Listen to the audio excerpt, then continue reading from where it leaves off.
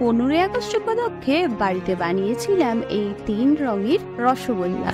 রসগোল্লা খেতে বাঙালি যতটা ভালোবাসে, এর বানানোর প্রক্রিয়া আরো বেশি কঠিন।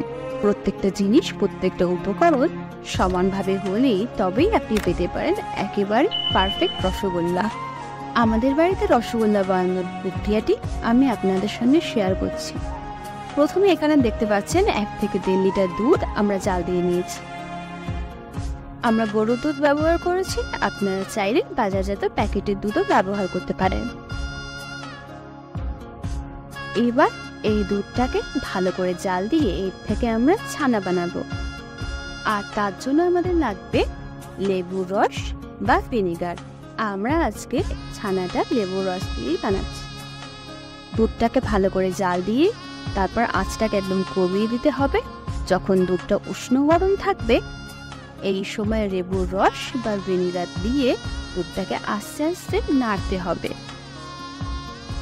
লেবুর রস সঙ্গে সঙ্গে আপনি হয়তো দেখতে পাবেন যে কিভাবে দুধ থেকে ছানা হচ্ছে এবং সবুজ যে জলটা বেরোচ্ছে সেটা একদিকে চলে যাচ্ছে। এরপর এই ছানাটাকে একটা পরিষ্কার সাদা কাপড়ে ছেঁকে নিতে হবে।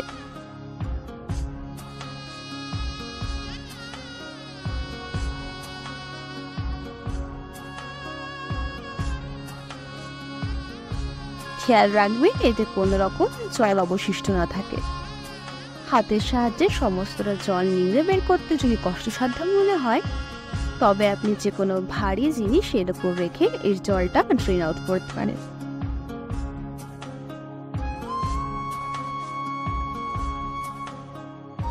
এরপর আমরা কড়াইতে প্রায় 1.5 লিটার জল গরম বসিয়ে দিয়েছি।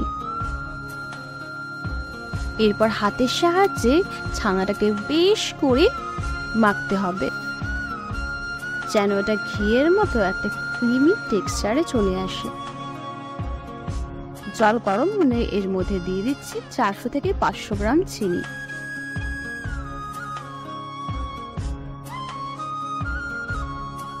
এদিকে দেখতে পাচ্ছি শাশুড়ি মা বেশ ছানাটাকে নরম করে ফেলেছে। এরপর এই ছানার মধ্যে আমরা দেব 1 চামচ অ্যারারুট আর 1 চামচ ময়দা। এই অ্যারারুট আর ময়দা ব্যবহার করলে আপনার চিনির গোল্লাটা ফেটে যাবে না। রসগোল্লাটাকে আরো ফ্লেভারফুল করার জন্য আমরা এর মধ্যে ব্যবহার করছি এলাচের গুঁড়ো, যেটা বাড়িতে হামানদিস্তায় পিষে নিয়েছি। আর এর মধ্যে ব্যবহার করব কিছু গুঁড়ো চিনি। প্রায় 10 মিনিট এক নাগারে এই প্রসেসটা করার পর আমরা একটা মসৃণ ডো পেয়ে গেছি। তারপর যেরকম লুচির লিচি কাটি, ঠিক সেভাবে গোল গোল লিচি কেটে নিতে হবে। আপনারা যদি বড় রসগোল্লা চান তবে বড় কাটবেন, আর না হলে এইভাবে মাঝারি সাইজের কাটতেই হবে। এরপর নাড়ুর মতো হাতে ভালো করে পাকাতে হবে। তবে খেয়াল রাখবেন গোল্লা যদি পাকাতে গিয়ে ফেটে যায় তাহলে আপনার মিষ্টি কিন্তু কোনো মতেই হবে না। দেখতেই পাচ্ছেন আমাদের সুন্দর পাক উঠেছে। এইভাবে এক এক করে প্রায় 33টা রসগোল্লাকে আমরা চিনি গোলা চালে দিয়ে দেব।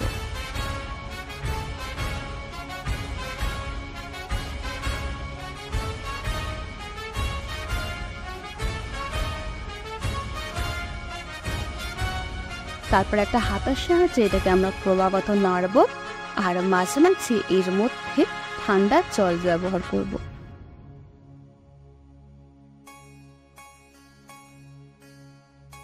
আজকের মতো আমাদের রসগোল্লা তৈরি হয়ে গেছে।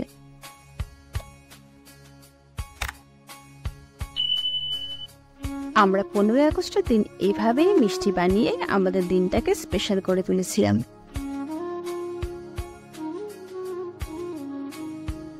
সম্পূর্ণ ভিডিওটা দেখার জন্য অসংখ্য ধন্যবাদ।